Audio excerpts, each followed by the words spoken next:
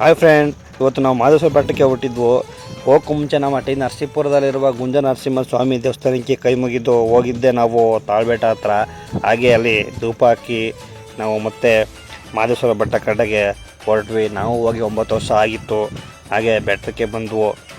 ಪಕ್ಕದಲ್ಲಿ ಹುಲಿ ವಾಹನ ಮತ್ತು ನಂದಿ ವಾಹನ ಹಾಗೂ ಮಾದಪ್ಪನ ವಾಹನವು ಅಲ್ಲೇ ಇತ್ತು. ಹಂಗೆ ಒಮ್ಮೆ ಕೈ ಮುಗಿದು ನಮ್ಮ ಹುಡುಗರು ಪೆಂಜಸ್ಬೇಕು ಅಂತಂದರು.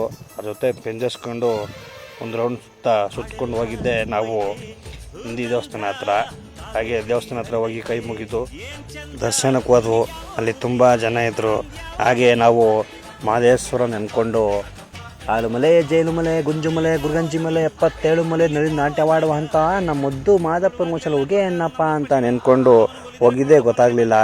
ಹಾಗೆ ನಾವು ಗರ್ಭಗುಡಿ ಹತ್ರ ಹೋಗಿ ಕೈ ಮುಗಿದು ಆಚೆ ಬಂದು ನೋಡಿದ್ದೆ ಗಜರಾಜನ. ಹಾಗೆ ಈ ಪ್ಲೇಸ್ಗೆ ಹೋಗೋಣ ಅಂದ್ಕೊಂಡ್ವು. ಹೋಗೋಕ್ಕಾಗಿಲ್ಲ, ಯಾಕೆ ಅಂತಂದರೆ ಅಲ್ಲಿ ಕೆಲಸ ಮಾಡ್ತಿದ್ರು, ಅದಕ್ಕೆ ಬಿಡಲಿಲ್ಲ. ಇಲ್ಲಿಂದನೇ ಕೈ ಮುಕ್ಕೊಂಡು ಮಾದೇಶ್ವರ ಎಲ್ಲರಿಗೂ ಒಳ್ಳೇದು ಮಾಡಪ್ಪ ಅಂತ ಹೇಳಿ ಈ ವಿಡಿಯೋನ ಮುಗಿಸ್ತಾ ಇದ್ದೀನಿ. ಲೈಕ್ ಮಾಡಿ, ಶೇರ್ ಮಾಡಿ, ಕಮೆಂಟ್ ಮಾಡಿ. Thank you watching guys. Bye.